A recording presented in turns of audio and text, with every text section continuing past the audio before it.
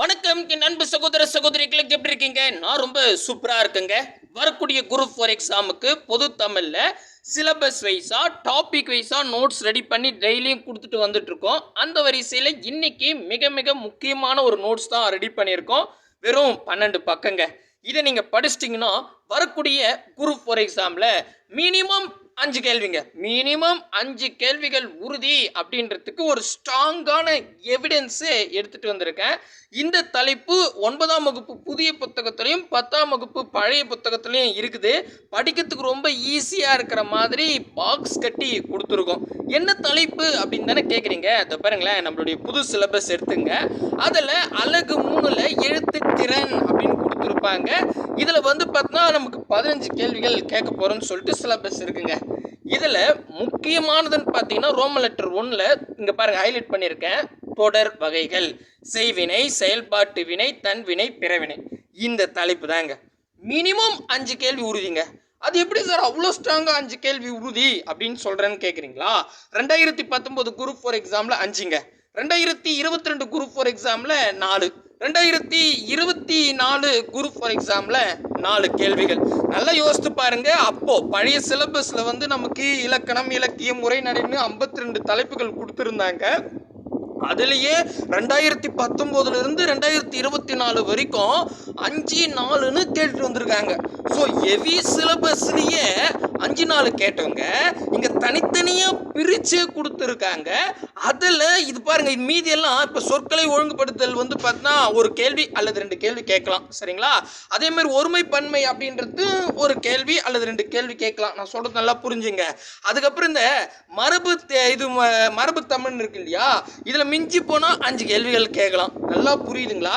So இங்கே வந்து இங்கே இன்னொன்று கொடுத்து வச்சுருப்பாங்க. என்னென்னா நிறுத்தி குறியீடுகள்னு சொல்லியிருப்பாங்க. அதில் ஒரு கேள்விகள் கேட்கலாம். அப்படி இப்படி பார்த்தா கூட இதை மொத்த தலைப்பிலேயே 15 தான் கேட்குறேன்னு சொல்லியிருக்காங்க. நம்ம ஒரு எக்ஸாம்பிளுக்கு இது ஒரு கேள்வி, இது ஒரு கேள்வி, இது ஒரு 5 கேள்வி, இது ஒரு கேள்வி அப்படின்னு 5, 6, 7, 8 கேள்வி தான் ஆச்சு. அப்போ மீதி கேள்வி எதில் கேட்பாங்க? ஸோ சராசரியாக வச்சா கூட 10 கேள்வி அதில் கேட்டாலும் 5 கேள்வி இந்த தொடர் இலக்கணத்தில் தான் கேட்கணும். புரியுதுங்களா? தெளிவாக நான் பழைய கொஷின் பேப்பர் அனலைஸ் பண்ணி தான் சொல்கிறேன். அந்த அளவுக்கு முக்கியமான இந்த தலைப்புக்கு நம்ம வந்து நோட்ஸ் ரெடி பண்ணியாச்சு. வெறும் 12 பக்கத்துக்கு. இந்த நோட்ஸை எப்படி டவுன்லோட் பண்ணணும் அப்படின்னு தெரிஞ்சுக்கணுன்னா இந்த வீடியோவை கொஞ்சம் கூட ஸ்கிப் பண்ணாமல் ஃபுல் வீடியோ பாருங்கள். முக்கியமாக நம்ம சேனலுக்கு நீங்கள் புதுசாக இருந்தால் சப்ஸ்கிரைபிள் பண்ணி வச்சுங்க. கூடவே பக்கத்தில் இருக்கிற பெல் ஐக்கானை ப்ரெஸ் பண்ணி ஆல்னு இருக்கும், அதை செலக்ட் பண்ணிட்டீங்கன்னா நம்ம போகிற வீடியோ உடனுக்குடன் நோட்டிஃபிகேஷனாக வரும். இந்த வீடியோ பிடிச்சிருந்தா லைக் பண்ணுங்கள், உங்கள் ஃப்ரெண்ட்ஸுக்கு ஷேர் பண்ணி விட்டுருங்க. கீழே டிஸ்கிரிப்ஷனில் டெலகிராம் குரூப்புக்கு 2 லிங்க்கும், வாட்ஸ்அப் சேனலுக்கு ஒரு லிங்க்கும் கொடுத்துருப்பேன். ஏதாவது ஒரு குரூப்பில் ஜாயின் ஆகிடுங்க. நம்மளோட டெஸ்ட்டு நோட்ஸ் எல்லாம் அதில் தான் ஷேர் பண்ணிட்டு வரோம். இல்லை சார் என்கிட்ட டெலகிராம் ஆப் இல்லை, ஒன்லி வாட்ஸ்அப் தான் படிக்கிறதுக்கு யூஸ் பண்ணுறேன் அப்படின்றவங்களுக்கு ஏதோ நம்பர் கொடுத்துருக்கேன். 9442430457. இந்த எண்ணுக்கு ஆணா இருந்தா பிரதர் அப்படின்னும், பெண்ணா இருந்தா சிஸ்டர் அப்படின்னும் ஒரு வாட்ஸ்அப் பண்ணுறங்க. ஏன்னா நம்ம பிரதர் குரூப், சிஸ்டர் குரூப்னு தனித்தனியாக மெயின்டைன் பண்ணிட்டு வரோம் ஒரு சேஃப்டிக்காக. அதாவது இந்த தலைப்பை பொறுத்த வரைக்கும் 12 பக்கம் தான், 5 கேள்வி தான் கேட்பாங்க. ஆனால் முக்கியமாக ப்ராக்டிக்ஸ் பண்ணணுங்க. நம்ம என்ன பண்ணியிருக்கோன்னா இந்த தலைப்புலேயே 200 கேள்விகள் ப்ராக்டிக்ஸாக உங்களுக்கு ஆன்லைன் டெஸ்ட்டாக கொடுக்க போகிறோம். முதல்ல இந்த நோட்ஸை டவுன்லோட் பண்ணி வச்சுக்க. டெய்லியுமே நம்ம வந்து 10 கேள்விகள் ஆன்லைன் டெஸ்ட்டாக கொடுக்க போகிறோம். ரொம்ப கஷ்டம்லாம் கிடையாது, ரொம்ப ஈஸி. ஃபஸ்ட்டு பாருங்களேன், இதில் லிஸ்ட்டே இருக்குது. இந்த லிஸ்ட்டை மட்டும் நீங்கள் படித்தாவே போதும். அதுக்கு டெஃபினேஷனும் கொடுத்து வச்சுருக்காங்க. இப்போது செய்தித்தொடர் அப்படின்னு எடுத்துக்கிட்டால் அதுக்கு 2 எக்ஸாம்பிள் கொடுத்துருக்காங்க. அந்த 2 எக்ஸாம்பிள் எப்படி இது செய்தித்தொடர்னு சொல்கிறாங்க அப்படின்ற விளக்கமும் கொடுத்துருக்காங்க, சரிங்களா? இப்போ செய்தித்தொடர், அப்புறம் வினாத்தொடர், உணர்ச்சி தொடர், கட்டளை தொடர், தனிநிலை தொடர், தொடர் நிலை தொடர்கள், கலவை தொடர்கள், செய்வினை தொடர், அதுக்கப்புறம் செயல்பாட்டு வினை தொடர், அதுக்கப்புறம் தன்வினை தொடர், பிறவினை தொடர், நேர்கூற்று தொடர்கள், அயற்கூற்று தொடர்கள், உடன்பாட்டு தொடர்கள், அதுக்கப்புறம் எதிர்மறை தொடர்கள், பொருள் மாறா எதிர்மறை தொடர்கள். இந்த பொருள் மாறா எதிர்மறை தொடரில் தான் 2024 குரூப் 4 கூட ஒரு கேள்வி கேட்டிருந்தாங்க. இந்த 16 தானா சார்ன்னு கேட்டால் இன்னும் ஒன்று இருக்குது. இது இப்போ நான் சொன்னேன் இல்லையா, இது எல்லாமே 10th ஓல்டு புக்கில் இருக்குது, சரிங்களா? கண்டிப்பாக படித்து தான் ஆகணும். அதுக்கு அடுத்ததாக 9th நியூ புக்கில் வந்து தொடர் இலக்கணம்னே கொடுத்துருப்பாங்க. அதில் தன்வினை, பிறவினை, காரண வினைன்னு ஒன்று இருக்கும். இந்த காரண வினை வந்து பழைய புக்கில் கிடையாது, புது புக்கில் தான் இருக்குது. புது புக்கில் இருக்கிறதால கண்டிப்பாக இதுக்கும் நீங்கள் ப்ராக்டிஸ் பண்ணிக்கோங்க. சரிங்களா? அதுக்கப்புறம் அதுக்குள்ளே இருக்கிற விஷயங்கள் எல்லாத்தையும் அவங்க பாக்ஸ் கட்டி கொடுத்துருக்காங்க. எல்லாமே நான் எடுத்து கொடுத்துட்டேன். சரிங்களா? ஸோ அதுக்கான எக்ஸாம்பிள் புக்கில் இருக்கிற எக்ஸாம்பிளும் கொடுத்தாச்சு. அம்புடுதாங்க, முடிஞ்சு போச்சு. சரிங்களா? ஸோ மொத்தம் வந்து பார்த்தீங்கன்னா ஒரு 10 பக்கமே இல்லை. ஓகேங்களா?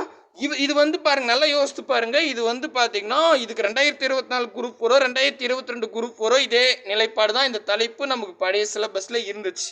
இதில் 2022 குரூப் 4ல் 4 கேள்வி கேட்டிருக்காங்க. நான் அந்த கொஸ்டினே உங்களுக்கு ப்ரூஃப் கொடுக்குறேன், நீங்கள் செக் பண்ணி பார்த்துங்க.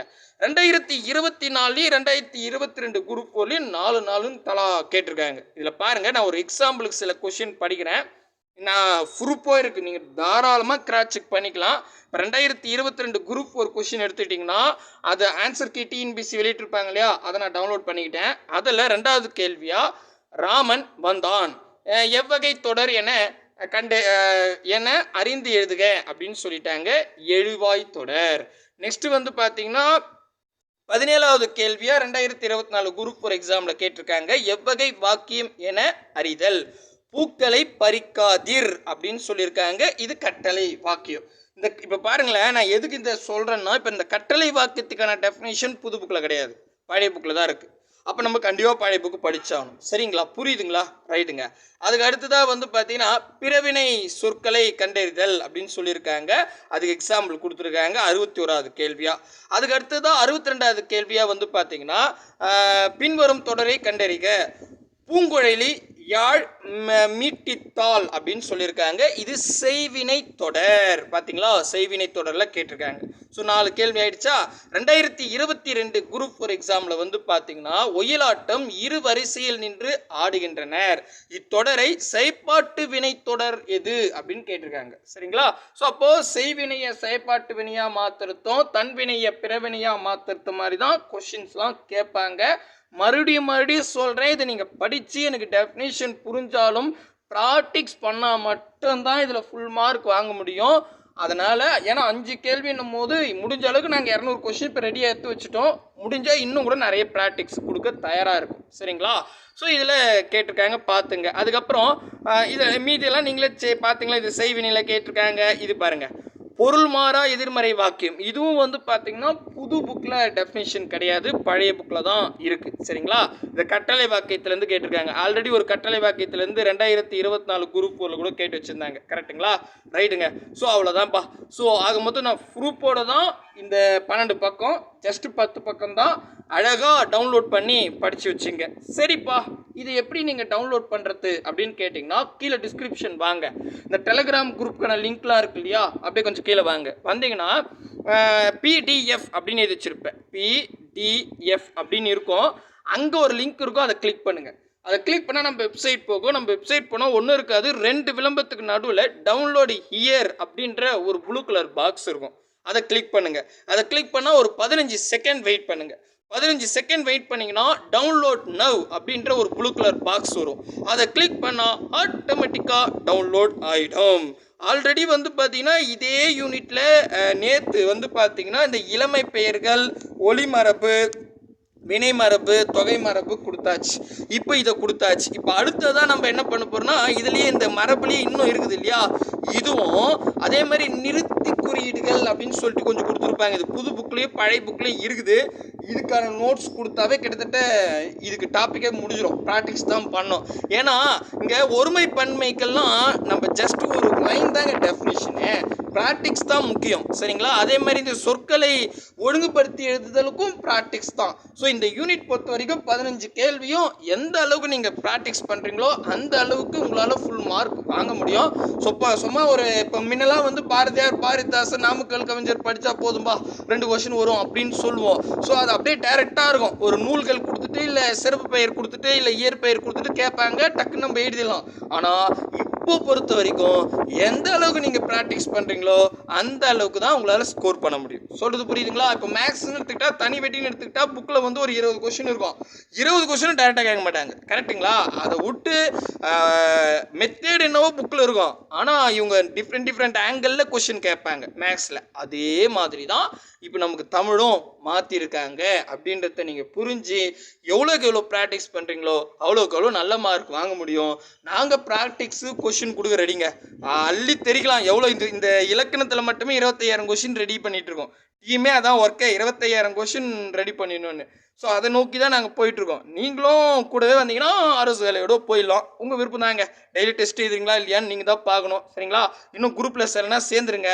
உங்கள் ஃப்ரெண்ட்ஸுக்கும் இதை ரெஃபர் பண்ணுங்கள். ஏன்னா நம்ம ஃப்ரீயாக செய்கிறோம். அவங்கவுங்க பார்த்தா இப்போயே ஆயிரக்கணக்கான ரேட்டு தான். ஒரு சின்ன டெஸ்ட் பேட்ச்னா 100 ரூபாய் 200 ரூபாய் இல்லை, 1000 1500 2000 அப்படி ஓடிட்டுருக்கு. நம்ம மட்டும்தான் 100% ஃப்ரீயாகவும் 100% டைரக்ட் கொஷினும் நோக்கி போயிட்டுருக்கோம். அதை தெளிவாக மனசில் வச்சுக்கோங்க. ஸோ கண்டிப்பாக இந்த நோட்ஸ் யூஸ்ஃபுல்லாக இருக்கும் அப்படின்னு நம்புகிறேன். அடுத்தது இந்த 2 தலைப்பில் எந்த நோட்ஸோ ஒன்று ரெடி பண்ணி நாளைக்கு உங்ககிட்ட கொடுத்துட்றேன். நாளைக்கு சந்திக்கலாம். பாய் பிரதர் அண்ட் சிஸ்டர்.